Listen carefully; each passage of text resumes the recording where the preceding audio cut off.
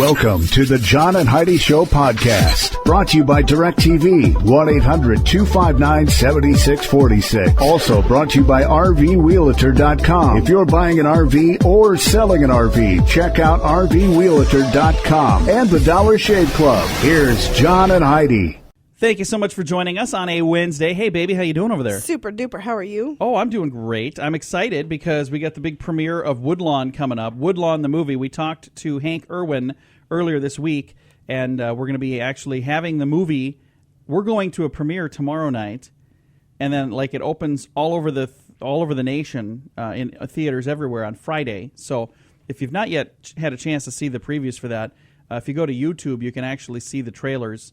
And the movie's called Woodlawn. It's going to be great. It's a phenomenal movie. We've got another guest today. Our guest today has a book. I don't know if this is the name of the book or if this is a subtitle, but it's called Love, Sex, and DNA. So Peter Schattner is who we're going to be chatting with. It's actually, I remember when I read this little blurb a while back. It's going to be a good interview, I'm sure. And something, just in case you wondered, in Seattle, a woman was arrested after she attacked a man in a karaoke bar. You know why? Why? Because he wouldn't quit singing. She's like, you really need to quit singing. He's like, I'm having fun, yodeling. She came over and attacked the man. That happened in Seattle and probably should happen everywhere. I've been to enough places where there's karaoke going on that probably shouldn't go on. And I got to admit, I like doing that every once in a while as well. So get out there and have fun. Just if you have people that are upset, don't make them attack you. Just quit before you get to that. All right. Thanks for listening on a Wednesday. You're tuned in to the John and Heidi Show. This portion of the program is brought to you by Dollar Shave Club. Get razors for $1 a month plus a few bucks shipping, so you can enjoy fresh razors every month for as little as $3. Learn more at dollarshaveclub.com/radio. This is kind of a cool little thing here. It says, our galaxy, the Milky Way, contains between 200 and 400 billion stars. There's a whole lot of stars. I actually did you see the star that I was pointing out this morning? It was brighter than I've ever seen stars. Have you ever seen a star that bright? Yes, I see it in our backyard all the time. Ever noticed that before.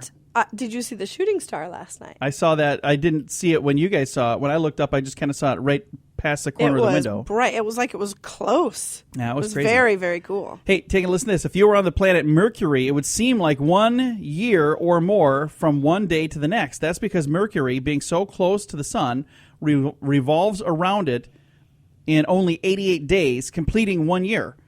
But it takes twice as long for Mercury to make one full rotation on its axis, thus completing a full day. So they have a year that goes faster than a day on the planet Mercury, if I'm reading that correctly. And it's very possible that I'm not. Coming up, we got some fun stuff to chat about. Thanks for listening to the John and Heidi Show. This portion of the program is brought to you by RVRealtor.com. If you want to buy or sell an RV, go to RVRealtor.com. List your RV for free. Learn more at RVRealtor.com. Heidi, you know it's true because you heard it on the radio, or at least you're gonna. Take a listen to this. There are dozens of towns, including Washington, D.C., that are installing rubber sidewalks. Yeah, rubber sidewalks. They're made of recycled car tires. That's a good idea. The rubber squares are up to, according to this story here, 3 times more expensive than concrete slabs, but they say they're going to last longer. Tree roots and freezing weather don't crack them. The shock-absorbing surface is also easier on the joints of joggers and more forgiving when somebody takes a fall. Plus, environmentalists love them because they're a great way to recycle the estimated 290 million tires that get tossed out every year. That's brilliant. Could we use this technology to pave streets and things? Well, Alpine, Perryville, and Riverside, they're already doing that. It costs more initially, but wouldn't it be better than orange barrels and potholes every year? It might be worth it for the roads if you're going to have. It says here, would it not be worth it to pay more for the roads if you're not going to have to deal with them, every single year fixing the little cracks in the pavement? So the unions might not like that because they don't. And I also think that once they get into this, the cost would go down, right? I mean, if they perfect the process and everything. Yeah. So if there's more of a demand for it, I would assume the price would kind of start to go down because there would be more places doing it. I have seen this technology on a playground. I love it. I walked across the playground that it looked like a pavement. It looked like almost looked like asphalt. It was kind of black. And as I was walking on it, it was a little squishy. Yeah, and I looked down that's and I was pretty like, cool. wow, I think that's really a great neat. idea to do sidewalks out of. I think it's fantastic. Yeah, now there are a couple cities already. Like I said, Washington, D.C. is one of them that have already stepped up to spend a little more money in the beginning here to save money in the long run, they're hoping. So I guess we'll have to see where this goes. But you know it's true because you heard it on the radio.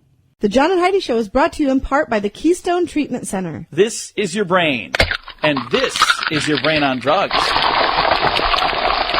We share silly stories here on the program, but addiction is no joke. If you or someone you know suffers with an addiction to drugs or alcohol, make today the day you seek help. Call toll-free 844-204-1055. That's a toll-free number. Again? 844-204-1055. And this is your brain on drugs. Police in Fargo, North Dakota say a man who wanted his picture taken next to a moving train suffered what they refer to as train rash. You know what that is? I have no idea. He got a little too close to the train and got hit. They call that train rash. Wow. I didn't know there was a term for that. I thought I was just being stupid. Officials say the 34-year-old man and some friends were in Fargo for a conference. The man thought the picture would be better if he got closer to the train. So the man went around the security gates at a train crossing. Man. But he stumbled and the train caught his back, ripping his shirt and pants. Police say alcohol was definitely involved in this. That is not a smart idea. Train rash. That's a funny name for it. So if you get hit by a car, is that now called car rash? Well, he didn't really get hit. It grazed him. Oh, it grazed him all right. He got a train rash. It's kind of contagious when you're, being stupid and have your brain on drugs. This portion of the program is brought to you by Keystone Treatment Center. Addiction is no laughing matter. Call Keystone Treatment Center toll-free at 1-844-204-1055. And we got a moment of duh for today. Just because you can pretend your hand is a gun doesn't mean it's going to be as effective as a real gun. An Ohio man attempted to pull a stick up at a small bank using his finger and his thumb to represent a gun. He put it inside of his jacket. Halfway through the attempted robbery, he accidentally pulled his hand out, revealing that he didn't really have a gun. Presumably the bank gave him a bag that maybe didn't contain real money too. I have no idea. But halfway through the robbery, he pulled his hand out, revealing the fact that he was just doing this. I'm holding my hand up to the radio. Yeah, it doesn't really transfer to radio. One finger out and the thumb up. Apparently that's what he was doing. And Wow. he tried robbing a bank that way. Now, first of all, I want to tell you, you are not a rocket scientist by any means if you're robbing a bank, because very bad idea. Just do the calculations and see how many people get away with it. Not many. Not many. Guess, and then do the calculations and see how many people get killed in the attempt, more than those who get away. So it's a bad idea if that's your highest goal. But if you're going to do it and you're doing it with just a finger in the pocket of your coat, certainly keep it in the pocket. Certainly not Einstein there. Coming up, we have your scoop of the day. That's on the way. Thanks for listening to the John and Heidi Show. The Scoop of the Day is brought to you by Wells Blue Bunny. If you want delicious ice cream, be sure to look for the Blue Bunny. Sure to have your favorite flavors. Learn more at bluebunny.com. Now, your scoop of the day. An environmental group is pointing out that divorce is bad for the environment. You know why? Why? It's just people who have been sharing resources suddenly need their own. So they're saying, hey, if you won't stick together for the kids, and you won't for stick the together, environment. for your pets, do it for the environment. Jeepers. Yeah. See? Now how bad do you feel? All right, ladies, if you like your British cohorts, then underwear drawers are filled with bras and panties that you cannot fit into, or bras and panties you don't even wear. 1 in 10 British women admitted to hanging on to brasiers and panties that are between 6 and 20 years old. So, Heidi, I have to ask. I remember when we moved, I saw things in there that have frilly, lacy things. I'm like, I've never seen those before. Yeah, because they don't fit. How old are they? They're old. Would you say 6 to 20 years old? Hopefully not 20. No. I would say 6. I definitely have bras that are 6 years old that I've not been able to fit into for a long time. Well, I don't have that problem. I have underwear that when they quit fitting me, I keep wearing them, and then they just rip, and I'm like, oh, hey, it's time to get new underwear after 20 years. Hey, imagine walking in the front door and realizing you've been burglarized. That would not be good, would it? No. Now imagine discovering the burglar is still there in your shower. Oh, boy. Oh, no, wait. Let me rephrase that. hang on a second. He's not still there. I read ahead too far, too quick. Imagine discovering that he used your shower, used your deodorant, used your shampoo. Worse yet, the burglar changed into your clothing and left his worn-out clothing behind. Your cash is also stolen. A guy in China has done this about a dozen times. Police have no leads. He keeps going to people's homes, robbing them, taking a shower, cleaning up in their house, and then leaving his dirty clothes behind and, moving on with his new identity, kind of a not quite as good example of you. So that's not very nice. Well, hey, if he's getting away with it, I suppose. He's making a clean getaway, is what they're saying. All right, in Knoxville, Tennessee, 4.5-year-old Carter Lawson idolizes his neighborhood mailman. He was initially interested in the mail truck, but now they walk through the neighborhood delivering mail and talking to neighbors. Carter's mom even got him a mailman outfit. He likes the mailman so much he wants to hang out with the mailman. That's really cool. I saw that on... Did we talk about this once already, or did you I probably read just it saw it online? Yeah, it was online. What animal kills more people than any other animal, Heidi? If you were going to just think of a deadly animal, first one that comes to your mind slug. is... No, it's not a slug. Come on, get real. It is a hippo, believe it or not. Hippos kill more people than any other animal. And their yawn is not a sign of sleepiness or boredom. It's actually a threat gesture where they're displaying their long, razor-sharp canine teeth, or tusks, as some people call them. And they're capable of biting a small boat in half. Really? Yeah, being fearlessly protective of their turf. And young hippos have killed more than 400 people in Africa, more than any other wild animal. I had no idea. I didn't think hippos were aggressive. Yeah, so steer clear of them. They're hippos. Jack Slater has he held up a branch of the Chase Manhattan Bank, getting away with about $7,000. Now he must have thought maybe the baseball cap he had on was a sufficient disguise. He returned to the same bank later that same weekend. Oh, my gosh. Attempting to open a savings account. Oh, my gosh. The teller said he looked really familiar. They called the police and arrested the guy. Germany's 26-year-old Sven Mitke was fined $2,000 and had his vehicle confiscated after he had a DUI arrest, and he was found to be 4 times over the legal limit. Police say he was going down the road, weaving from side to side when they pulled him over, because he was on an electric wheelchair. Yeah. He wasn't driving a car.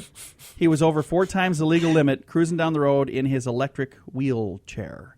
All right, moving right along. Hey, I got a strange law for you, Heidi. Okay. Unless you have a doctor's note, it is illegal to buy ice cream after 6 p.m. in Newark, New Jersey. Didn't we talk about that? I think we read that one. I think we did. Okay, strange law people. Come on, give me something new. That's going to do it for your strange... Yeah, because I remember saying, how would you like to be the one bothering your doctor for that note? Maybe that was a different town. I don't know. That's your strange law. This has been your Scoop of the Day. This portion of the program is brought to you by RoughToughKennels.com. Dog kennels and accessories sent to your front door wherever you live. Your dog deserves it. Learn more at RoughToughKennels.com. Thank you so much for listening to the John and Heidi Show on a Wednesday. We've got a special guest right now on the telephone with us. We've got Peter Schattner, and Peter Schattner is an author and many, many other things on here, a scientist, an educator, a writer with 30 years of research experience in microbiology, genetics, biomedical instrumentation, and we're going to be chatting with him about a book that he's got out called Sex, Love, and DNA, What Molecular Biology Teaches Us About Being Human. Peter, how you doing today? Thank you, John. I'm doing fine. How are you? Very, very good. I'm excited to chat with you about this because the book, now this is your first book that's just for regular folks. Everything else you've done has kind of been really for scientists, hasn't it? That's true. I decided that it's really important that the general public realize that science is something accessible and that it is possible to understand it and that it's important and it's actually fun if it's presented in an engaging manner. And that's absolutely true. Science can be fun, and the neat thing is you can learn so much if only you take the time to do it. And the thing that's really interesting is in here I'm seeing that we can learn a lot from animals about kindness and empathy. Let's talk a little bit about that. Sure. Well, we can learn a lot from animals about a lot of things. The 2 things about animals that are so critical for scientists, one of which is that we can control them, and we can perform experiments on them. And the other is that they are similar to us on a biological level. They're not the same by any means. I mean, we are animals, but different animals have different characteristics. But on fundamental levels that we've known for a long time, like heart disease or why we're healthy, but also in terms of things like personality traits and characteristics, there are real similarities. So as a scientist, what kind of clues about biological roots of behavior can scientists learn from studying like dogs and wolves? The trick is, or what's really new and exciting, is that in the last few years it's been possible to read out the DNA of different animals. Of species of animals. And so if one takes two animals that are superficially fairly similar, like dogs and wolves, but have one very salient trait that's really different, that namely that wolves generally are quite aggressive, at least towards people, whereas dogs are so gentle, one can start looking, is there some clue in the DNA which might be found that might suggest as to why how those traits got bred in dogs separate from wolves. And it's fun. We have two dogs. Now, our dogs are not anything like a wolf, but they still have some traits built into their DNA. Like when they sit down, dogs will kind of do that thing where they walk in circles and look all around before they sit. Our dogs are poodle crossed with Chihuahua. It's really fun to see one of those little dogs do that, like they're, looking to make sure that they don't have a predator hiding behind the sofa or whatever. Right, and perhaps the most interesting example that I know of is in a related animal, namely the fox. And this is an experiment that's been done over the last 50 years in what was then the Soviet Union, where foxes were bred for their fur, which is made into coats, but they were very aggressive. They're basically very aggressive animals towards people.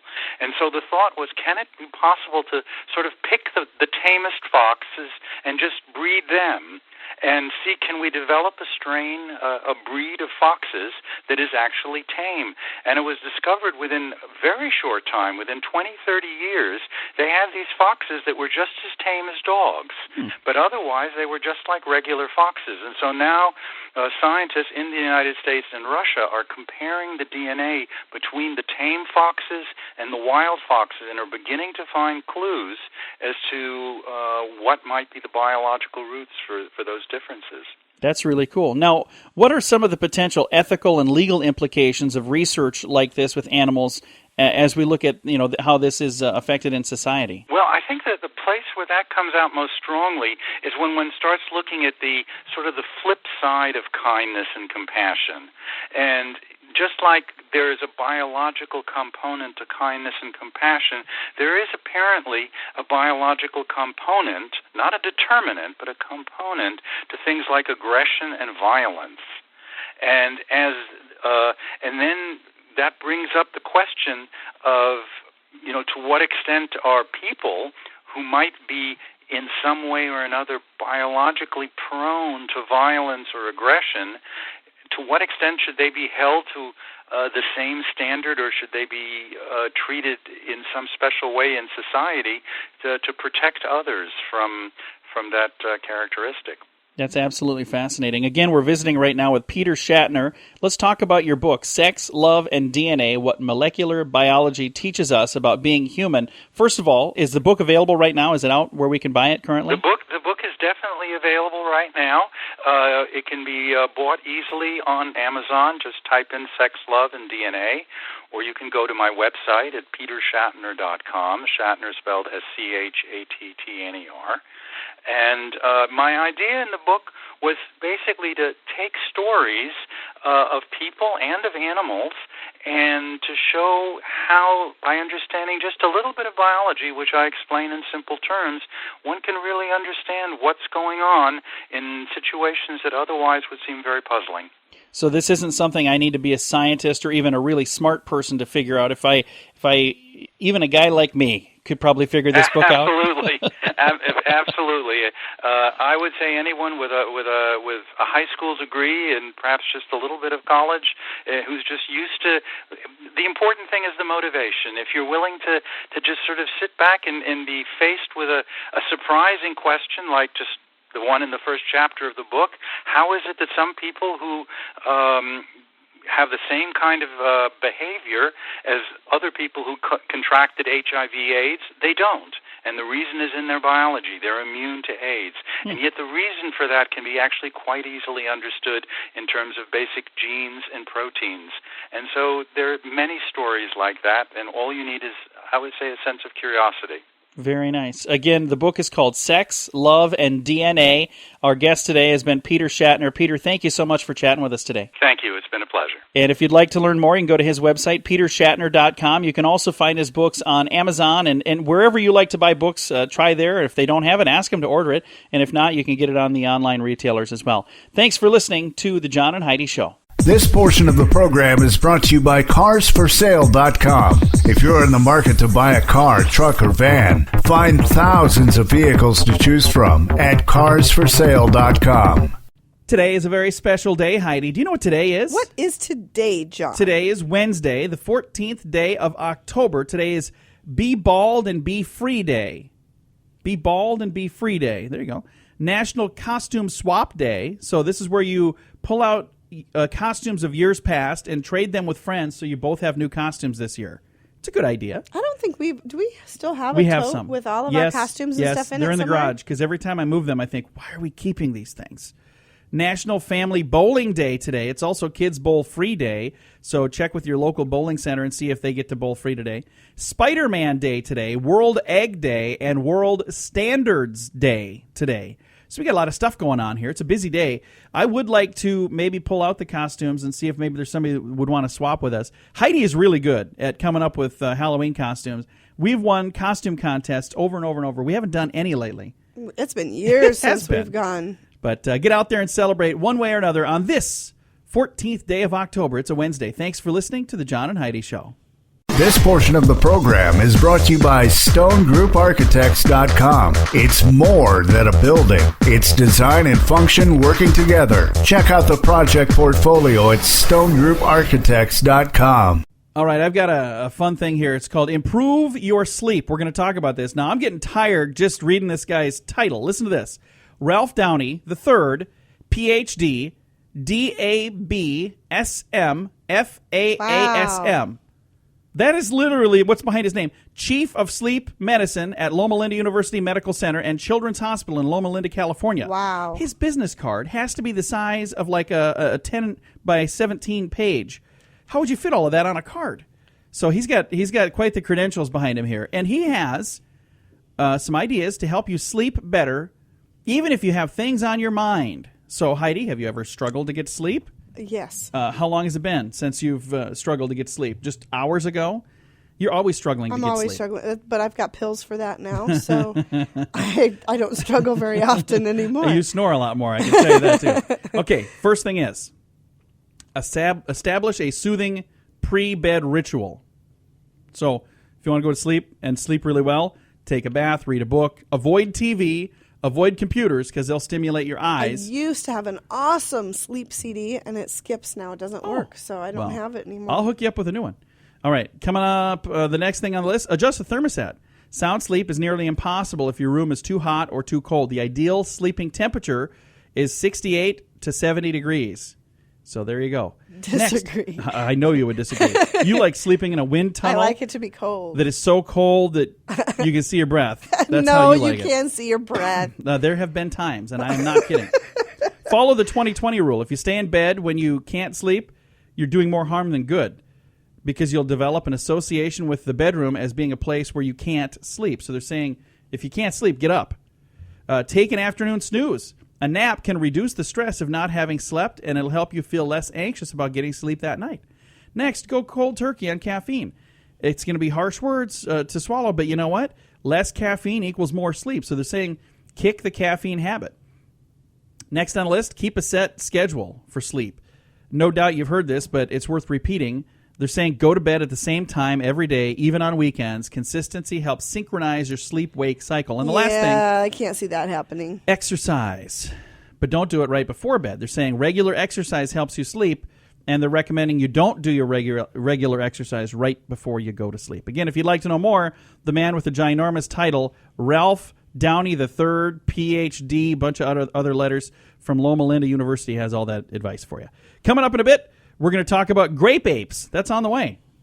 This portion of the program is brought to you by DirecTV, 1-800-259-7646. Also brought to you by RVWheelator.com. If you're buying an RV or selling an RV, check out RVWheelator.com and the Dollar Shave Club. Here's John and Heidi. When you were a kid, did you ever watch Grape Ape? You remember that? I didn't watch it all the time, but I remember seeing it. You remember what that was? Yeah. Because I think that's exactly what they should do here.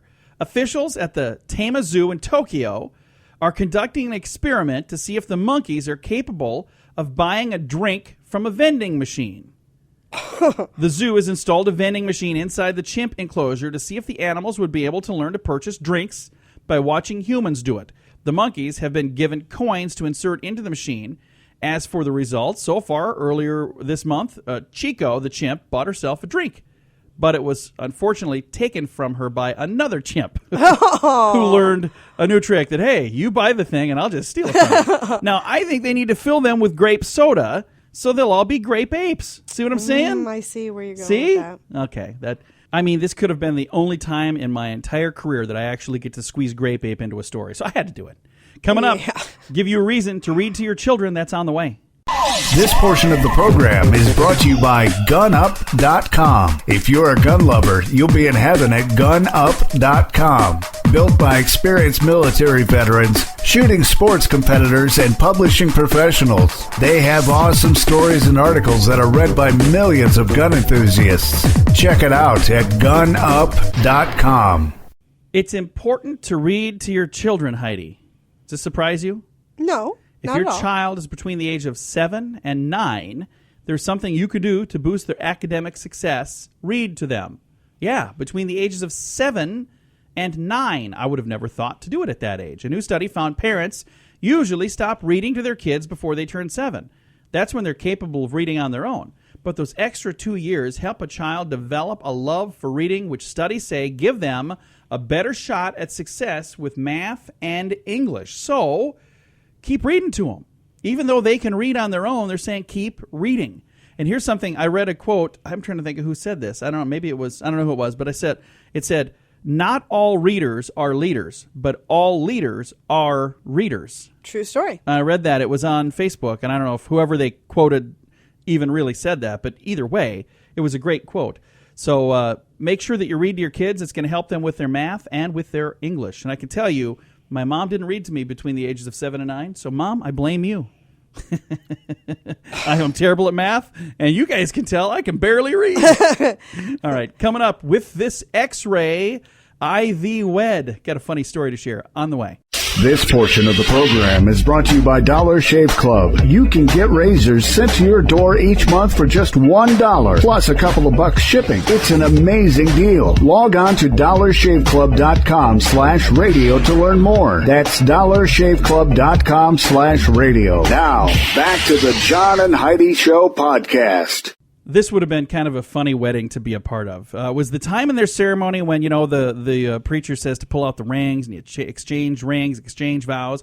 Mark Meltz was about to give his bride, Hillary Meltz, their wedding band, but she didn't get a wedding band. What she got instead was an X-ray. We'll tell you why. Here's why. 4 hours before their wedding was to take place, Mark noticed that the wedding band was not where it was left. It was just sitting on the counter. Where did it go? So they started looking all over, and that's when he realized, you know what? My dog was coughing a couple of hours ago. I wonder if the dog ate this ring. Well, as it turns out, they took the dog to the veterinarian who did an X-ray to discover that there it was, safe and sound, right inside the dog's stomach. All of this took place without her ever knowing what was going on. She had no clue. She was getting ready for the wedding in a couple hours. So when it came time to place the ring on her finger, instead of pulling out a ring, he pulled out the X-ray and held that up and explained what was going on. The whole church had a good laugh. And guess who got the blame on this? Who? His dad. His dad was the one that was supposed to be watching He was on the rings. Ring Watch? He was doing ring watch, yeah. As it turns out, he didn't do a very good job. So now they were just waiting for the dog to do the thing that he needed to do before that came out. I wonder if Dad also gets to probably fish because through the... it says that will most likely happen while they were on their honeymoon. So Dad, you're still on ring watch. Guess what? You get to. Sorry, rules are rules, man. You get to find it. So that would you? I don't know if I'd really want that ring after that. Would you? Oh, you could disinfect it. It'd be fine. It's kind of, I don't know. There's just something about it. Something about knowing that it's been where it's been. Coming up here in a bit, we've got a fun story to share. We always like to end things on a positive note. And I'll tell you, some days it's hard to find something positive to talk about. But I got a fun one here. I think it's going to be fun anyway. We're going to be sharing this story in just a bit on the John and Heidi Show. This portion of the program is brought to you by DirecTV. Call 1-800-259-7646. They have hundreds of channels to choose from, with many packages to fit your viewing desires. Learn more at 1-800-259-7646. Time now for some good news, Heidi. And I think this is good news. I'd actually like to go check this out, and I think you might too.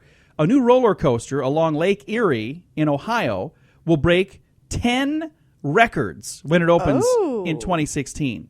Listen to this. The coaster will feature over 3,400 feet of thrill ride innovation. It will be the world's tallest, the world's fastest, and the world's longest dive coaster. Ooh.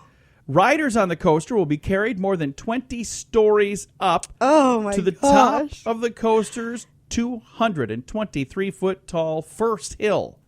Once there, the train is held perilously over the edge of the first drop for about 4 seconds, giving anxious guests unparalleled views of the park. Oh, fun. And then there is a free fall, a record 214 feet. Gosh. And a completely vertical 90-degree angle, reaching a top speed of 75 miles per hour straight down. I don't know if I would like the completely vertical, the 90-degree angle. Shooting straight down. I think that would... Free fall. Yeah, that would scare the heck out of me. Where then it catches and curves and shoots you through. Now, my kids don't like roller coasters. No, I like roller coasters. My wife and I, Heidi over here, I'm talking to you guys out there. I'm talking to her too, because why would I say my wife when I'm talking to my wife? But she likes roller coasters. I like roller coasters, but our kids don't. Right. They're afraid of them. So right. when we go places where there's a roller coaster, it's us standing in line and them sitting on the bench waiting. So, yeah. Which usually is backwards. But I think this is going to be a lot of fun. Again, this is a new roller coaster. I don't know if I would like that 90-degree angle thing. That would really scare me. Lake Erie, along Lake Erie in Ohio. I'll have to go check that out sometime. Time to say goodbye, Heidi. Goodbye, Heidi. Goodbye, everybody. Have a great day. Thanks for listening to the John and Heidi Show on a Wednesday. Time now for the bonus break. Only available here on the John and Heidi Show podcast. And your bonus break is brought to you by the Dollar Shave Club. You can go there to save time and save money and get razors delivered right to you, so you don't ever have to mess around in the razor aisle ever again. Because when you go there, they got all these different razors. They're expensive. You have to try to remember to have them. This is simple. You click a little button and never think about razors again. They'll bring them to you. And when they send them, they give you these nice little bonuses that come with. They have a little thing. What is this thing called? I got one sitting right here. It's called the Bathroom Minutes. And they have all these fun little things, statistics and stories, and it's just a cool thing. And that's why we're giving you another little bonus here, because they like to do bonuses. We're going to give you a bonus break brought to you by the Dollar Shave Club, which you can learn more and buy razors at dollarshaveclub.com/radio. Now, your bonus break. Interview phrases. These are phrases to use in a job interview or to interpret when interviewing. You ready for these things? Ready. So if you are doing a job interview, you say these things. If you're the one doing it, this is what it really means. Phrase: I'm extremely adept in all manners of office organization. What does that really mean? I don't know. I know how to use Microsoft Office. That's what it means. Next: I'm honest, hardworking, and dependable. What does that really mean? I don't know. When you're not looking, I'm going to swipe paper clips. Phrase, it doesn't say which number. 3, I think we're on. I take pride in my work. What does that really mean? I don't know. When I make mistakes, I blame someone else. Number 4, I'm very personable. What does that really mean? I don't know. That means I give a lot of unsolicited advice to other people who don't want to hear what I have to say. Well, okay, so if they're going by this, you can't use anything on your resume. These are just funnies. Come on. Again, these are interview phrases, things to say at an interview. Or if you're the one doing the interview, you can maybe interpret these things. I think we're on number 5. I don't know what I'm on. Whatever. They're not numbered. I'm very adaptable. What does that mean? It means you learn quickly. No, it means I change jobs a lot. Next one. I'm always on the go. What does that mean? I don't know. I'm never at my desk. Don't count on me coming to work. And the last one is, I'm highly motivated to succeed. What does that mean? You're driven. No, the second I get a better job, I am out of here. I agree with some of those. There are definitely some of those that I think are accurate. All right, got something over here that I'm going to share. Illegal Peruvian immigrant Maria Ramos approached the Continental Airlines counter dragging 8 bulging duffel bags behind her. When she asked to buy a ticket to Newark, the agent asked her the standard, "Did you pack your own bags?" To which she said, "Why do you need to know that?" Security was called. Wow, yeah, that's not fishy. The bags were full of more than $25,000 worth of shoplifted clothing. Yeah. She has been arrested. So, $25,000 worth of That's not what I was shoplifted. expecting them to find in those bags. But Did you think it was be like a body or something? But she still should have just said, yes, I packed my own bags. Yeah, of course I packed my own bags. Who do you think did it? What The people stupid... at Macy's before I stole all their clothes? Of course I did it. All right, that's going to do it for your bonus break. If you'd like to know more about the Dollar Shave Club, and I encourage you to do so, check out their website, dollarshaveclub.com/radio.